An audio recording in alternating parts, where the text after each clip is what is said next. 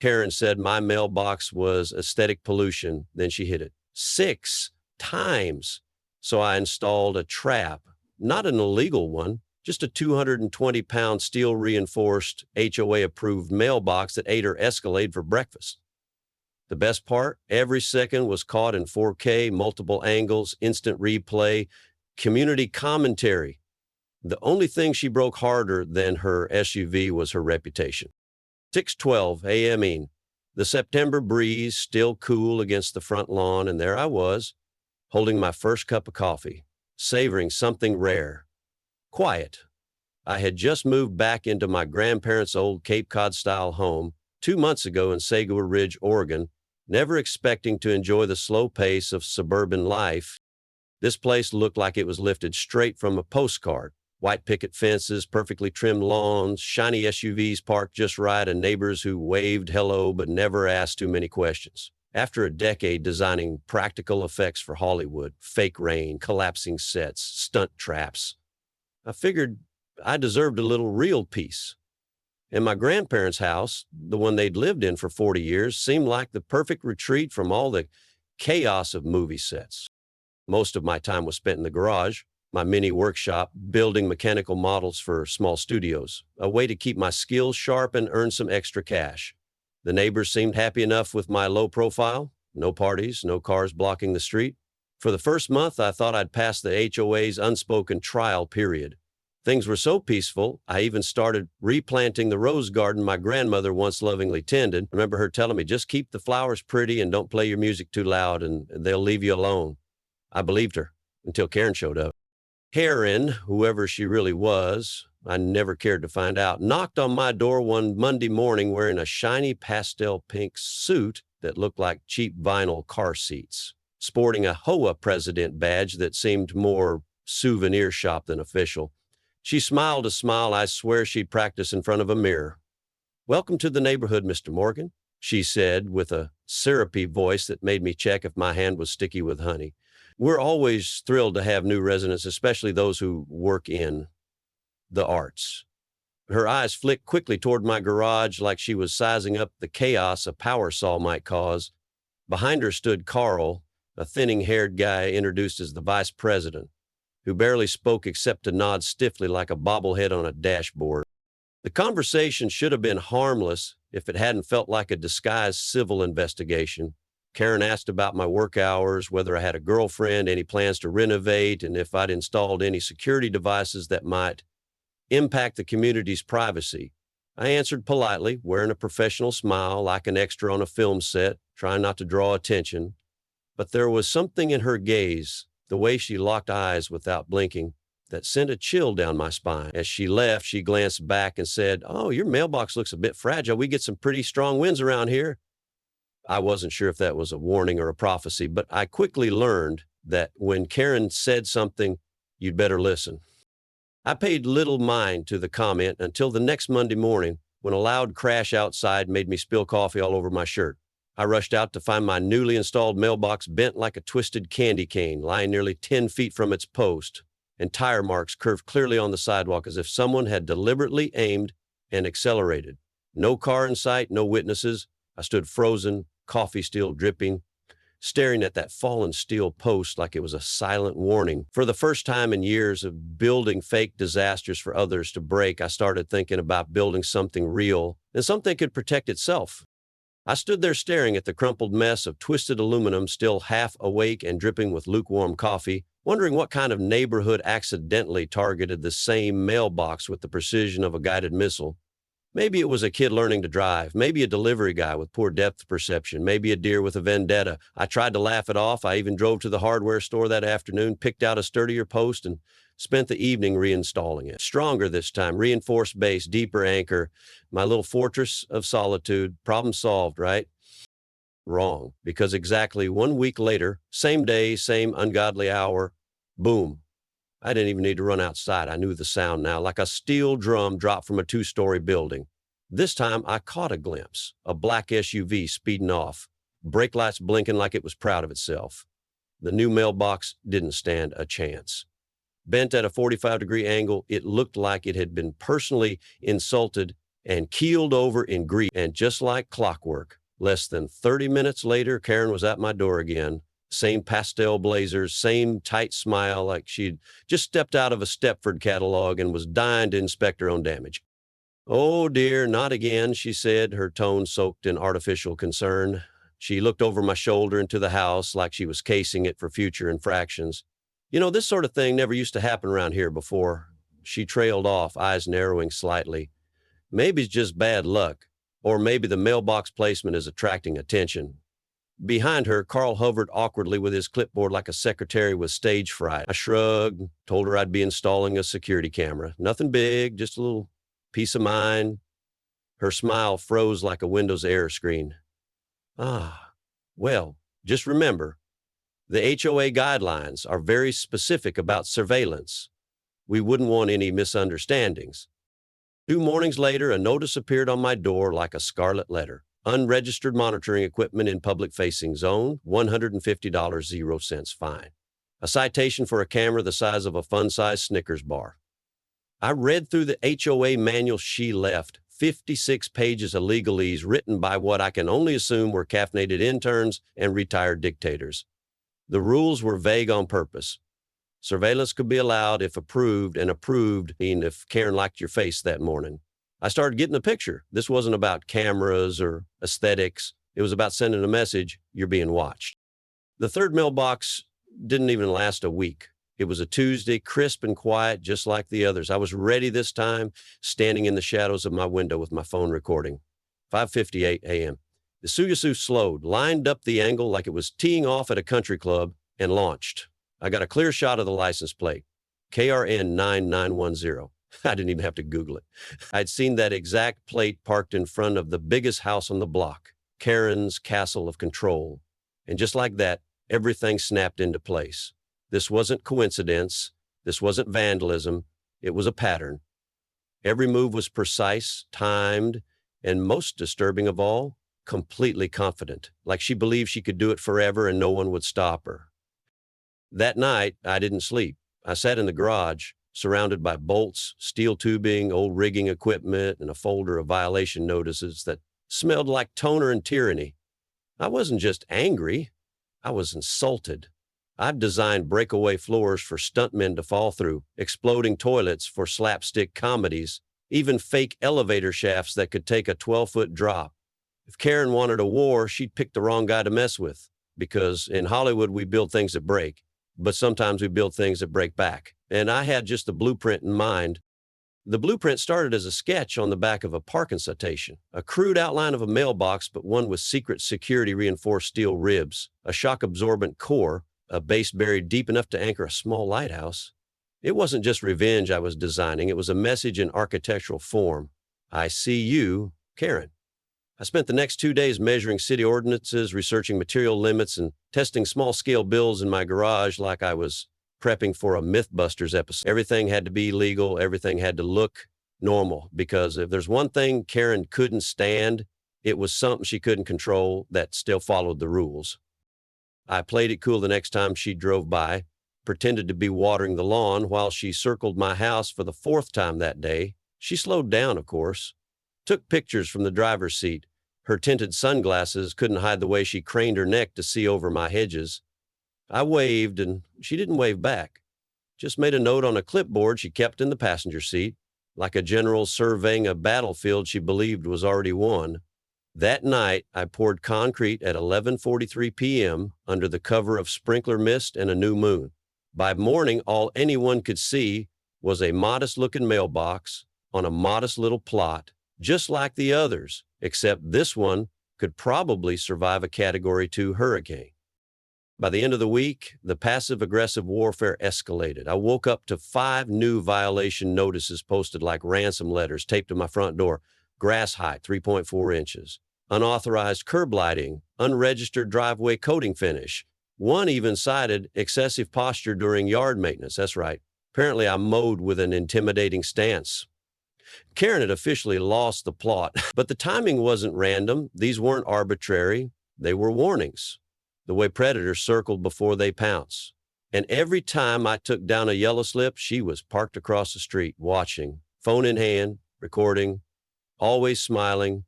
What made it worse was the silence from the rest of the block. Neighbors who once waved now crossed the street. One guy even turned his leaf blower off when I walked past like I was radioactive. And I couldn't blame him. Karen had been here for years. She knew every loophole, every code, every ounce of leverage the HOA had. People weren't just scared of her, they'd given up. Resistance wasn't worth the fines, the harassment, the slow psychological squeeze. And for a moment, just one, I wondered if I was next.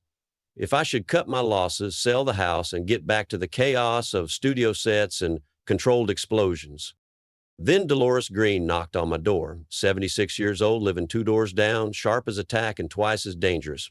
"You've got backbone, kid," she said, handing me a manila folder thick with complaint forms, photo evidence, and hand-typed letters. "But you're not the first."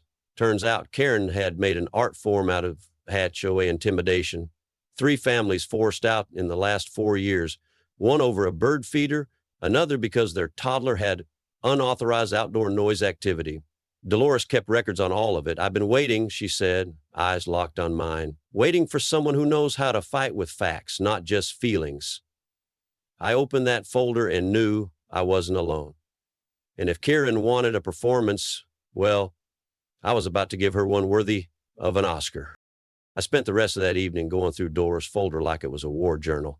There were printed emails from desperate homeowners, violation notices that ranged from the absurd to the Orwellian, and even photos of Karen in her signature pink blazer holding a tape measure to someone's lawn at dawn. One family had been fined over $2,000 0 cents for repainting their shutters almond cream instead of approved beige. Another was cited for excessively whimsical seasonal decor after their Halloween skeleton sat on the porch for 3 days too long. The pattern was undeniable. Karen wasn't enforcing community standards. She was manufacturing obedience through paperwork and fear. And I was apparently her latest pet project. Over the next week, the harassment kicked into high gear. Every morning I woke up to a new yellow slip taped to my door like some kind of suburban curse. Garage utility exceeds acceptable use. Suspicious mechanical sounds during daylight hours. Unauthorized hose placement. One notice actually accused me of passive provocation via mailbox aesthetics.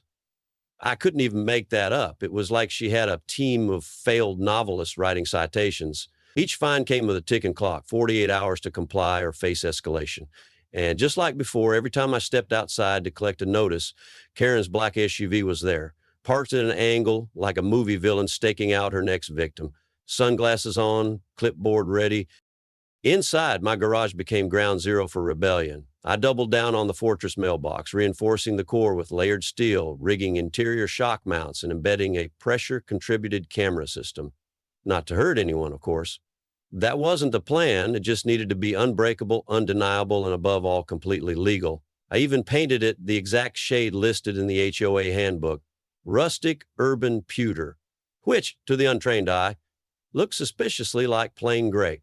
Every inch of it met regulation, every bolt, every weld, every measurement, textbook compliance. It was, in short, the most HOA-approved act of defiance ever built.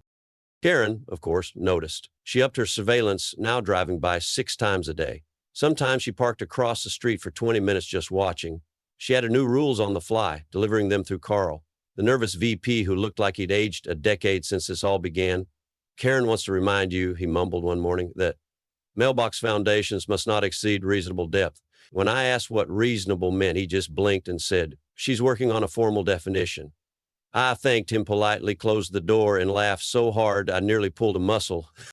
But the moment that broke the neighborhood silence came on a Thursday when Karen crossed the line from passive-aggressive tyrant to full-blown dictator. My grandparents had planted a memorial rose garden 30 years ago. Deep red heirloom blooms lined with hand-laid stepping stones, each one carved with a date from their life together. It wasn't flashy, not even close to the sidewalk. It was a piece of history. That morning, I watched from the kitchen window as Karen stepped into the garden with a metal yardstick and a scowl. Carl followed, clipboard trembling. Without a word, she began stomping across the beds in her heels like she was trying to crush a revolution. Roses snapped, stones cracked, history erased in under 5 minutes. I burst out the front door, but she just looked at me and said, Unpermitted landscape features must be removed within 72 hours. You should have read the manual. And just like that, she walked off, thorns clinging to her shoes, dragging the memory of my grandparents behind her. But she didn't realize she just escalated the war to something she couldn't find her way out of. That night, I sat in the middle of the ruined garden, dirt on my jeans, rose petals crushed beneath my boots like pieces of memory. The smell wasn't floral anymore. It was raw earth, splintered stone, and something else, fury. Not loud, chaotic fury, but the quiet, focused kind that makes architects design cathedrals or engineers build rockets. I held one of the broken stepping stones in my lap. October 17th, 1963, my grandparents' anniversary. Karen hadn't just trampled flowers, she'd desecrated history. And in that moment, sitting under the porch light of the house they built, I made a decision. This was no longer just about a mailbox. This was about boundaries, real and symbolic, and she had crossed all of them. The next morning, I filed 3 formal complaints with the county zoning office, citing abuse of HOA authority and unlawful destruction of registered landscaping. Dolores helped me attach historical records, including archived photos of my grandmother leading neighborhood garden tours. She even had a brochure from 1998 titled Sagewood Blooms, a community's living history. Turns out Karen had just destroyed something technically listed in the HOA's own community heritage files. But I didn't stop there. I contacted a structural engineer I'd worked with in film, someone who once helped design a collapsible building facade for a disaster movie. Together, we reviewed my mailbox schematics, strengthened the base plate, and finalized the anchor design. If the original plan was sturdy, this version was indestructible. From the outside, it looked perfectly mundane, gray paint, rounded corners, standard dimensions, but beneath the HOA-approved facade was a 220-pound foundation buried 4 feet deep and reinforced with cross-braced steel. The post itself was a custom fabricated alloy sleeve, welded to withstand multiple impact scenarios. And the final touch, a motion-triggered camera embedded beneath the number plate, feeding directly to an encrypted cloud server with a live stream option. Dolores volunteered to run backup from her bay window just in case anything mysteriously disappeared again. It wasn't just a mailbox, it was a monument. Quiet, lawful defiance disguised as suburban compliance. Karen's paranoia reached theatrical levels. She started circling the block every hour, sometimes on foot, snapping photos like a paparazzi desperate for scandal. Carl came by with new violations daily, his hand trembling as he posted them like execution orders. Improper curb symmetry, reflective mailbox finish causing glare hazard, one-sided emotional disruption of adjacent properties due to architectural tone.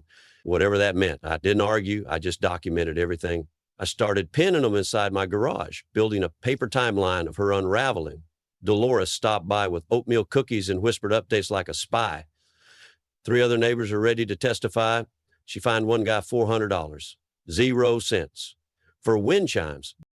And then, on Saturday, she came to my door. Not Carl, not a notice. Karen herself, in full regalia, HOA badge polished, clipboard in hand, lips pursed like a lemon slice. "Mr. Morgan," she said, not even waiting for me to invite her in, "you currently owe $3,150, 0 cents in outstanding violations. Payment is due by Monday. Failure to comply will result in legal escalation, including potential foreclosure proceedings." She said it like a priest giving last rites. I leaned against the doorframe and nodded slowly. "You know, Karen, I think Monday's going to be a really educational day for both of us." Her eyes narrowed, but she smiled that plastic, pageant-ready grin. "I'm glad you're finally ready to be reasonable," she said. "This neighborhood has standards, Mr. Morgan. People who can't adapt usually find somewhere simpler." She turned and walked away, heels clicking like a countdown. And behind her, across the street, my fortress mailbox gleamed in the late afternoon sun, silent, waiting. Monday morning, 5:56 a.m. The world was still sleeping, but I was wide awake, standing at my upstairs window with a mug of black coffee and my phone camera rolling. The sky was still a soft indigo, the kind of hue that made the neighborhood look like a watercolor painting. Serene, peaceful, utterly unaware that it was about to become the stage for one of the most satisfying acts of suburban justice ever documented. Dolores was posted at her window 2 doors down, live streaming to her modest but growing online audience.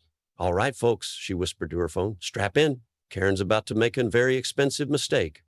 And like clockwork, she appeared. The black SUV rounded the corner with the mechanical grace of a shark in shallow water. Same vehicle, same angle, same misplaced confidence. She slowed just enough to line up the shot, her own twisted version of a Monday morning tradition. But this time, she didn't realize she was driving into something designed by a man who once built a collapsible bank vault for a heist movie and a remote string-tiered helicopter crash for a Bond knockoff. She hit the gas, 26 miles per hour. The SUV surged forward and then impact. A violent metallic crack rang through the street, followed by the unmistakable whoomp of airbags detonating like indoor fireworks. The fortress didn't budge, not an inch. The hood of her SUV crumpled like tinfoil, radiator fluid sprang out like a fountain of shame. The front axle bent inward, both headlights shattered, and the front bumper folded backward like a soda can stomped under a steel boot. Karen's mighty vehicle had met the immovable object and lost. From every angle, the cameras captured it: high-res video, slow-mo from my GoPro, Dolores's live stream, and even the security cam from the neighbor's Ring doorbell. The mailbox stood untouched, proud, a suburban Excalibur embedded in concrete. Karen stumbled out of the car, face red, hair tangled, her designer sunglasses hanging lopsided off one ear like a party guest overstaying their welcome. She stared at the mailbox in disbelief, as if she expected it to apologize. This is sabotage," she shrieked, her voice cracking as she pointed at the mailbox like it had personally offended her ancestors. "You booby-trapped it. This is entrapment. This is war." I calmly walked down the driveway, still sipping my coffee, phone recording. "Karen, it's a mailbox, regulation height, approved color, installed under full compliance with HOA code. Maybe your car should have followed the same standards." Behind me, porch lights were flicking on like stadium seats. Neighbors peeked out. Some stepped onto their lawns. One guy even brought out popcorn. Dolores, bless her, provided color commentary. And here we have the endangered Karen of suburbia in its natural habitat, screaming legal threats while standing in its own wreckage. Karen turned toward the growing crowd. "You can't film me. This is private.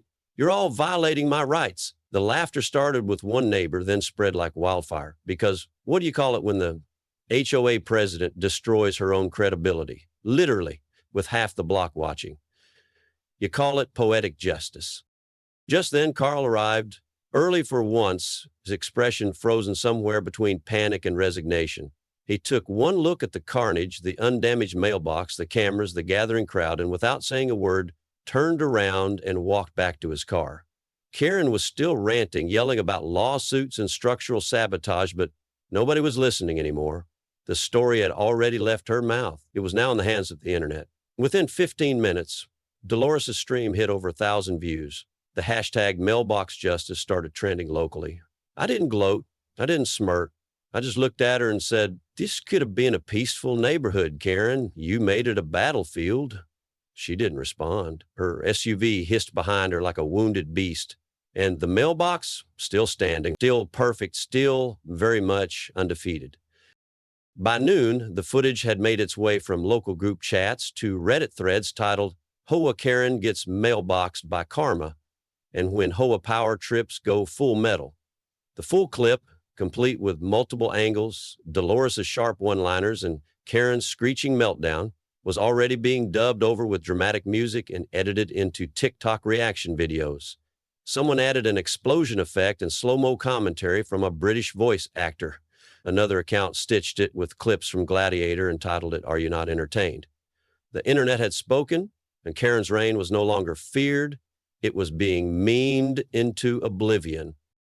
By 3 p.m., the HOA board called an emergency meeting at the community center. Normally, those meetings had the attendance of a funeral for a goldfish. This time, every seat was full. People were standing against the back wall, clutching phones and folders. Some brought lawn chairs. Karen showed up in a neck brace, sunglasses, indoors, and what looked like a self-applied spray tan of legal drama desperation. She walked in like a celebrity arriving at a press conference, except no one applauded. Carl followed behind her, still clutching his clipboard like it might protect him from moral accountability. I sat near the front beside Dolores, who had a flash drive in her purse labeled the Karen files.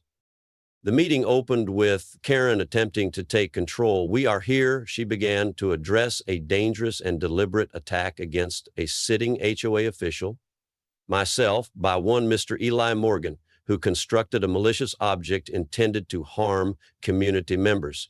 The room erupted, not in support, but in laughter. One guy in the back actually shouted, "You rammed it 6 times." Another neighbor held up their phone and played the video of Karen's SUV hitting the mailbox, complete with a squeaky toy sound effect edited in.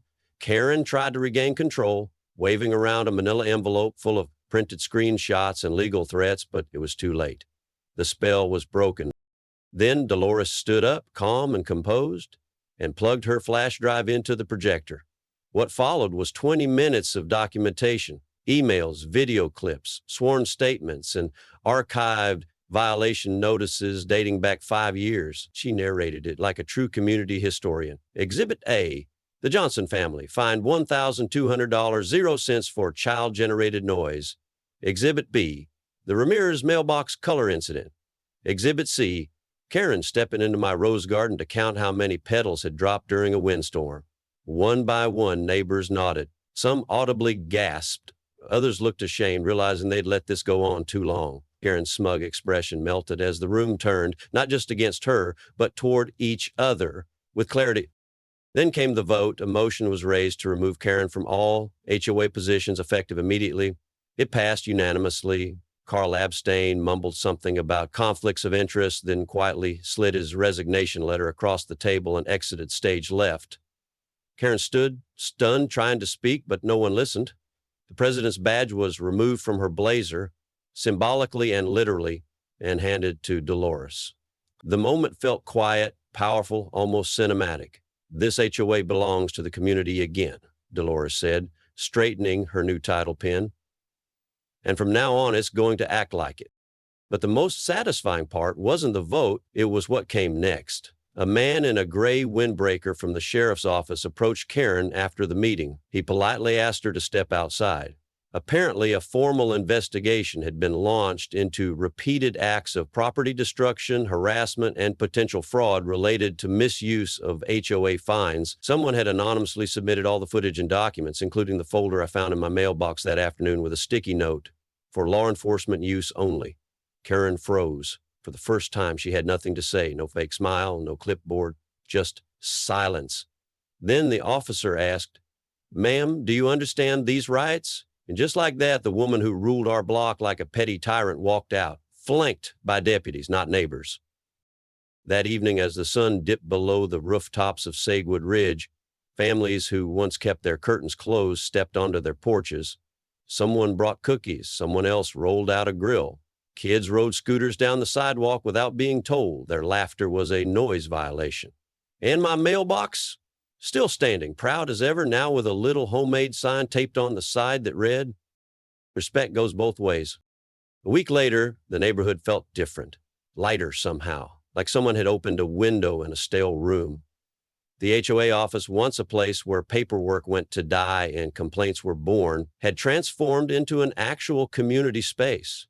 Dolores, now officially president, hosted a Saturday morning coffee hour there with donuts and real conversation. People brought their dogs.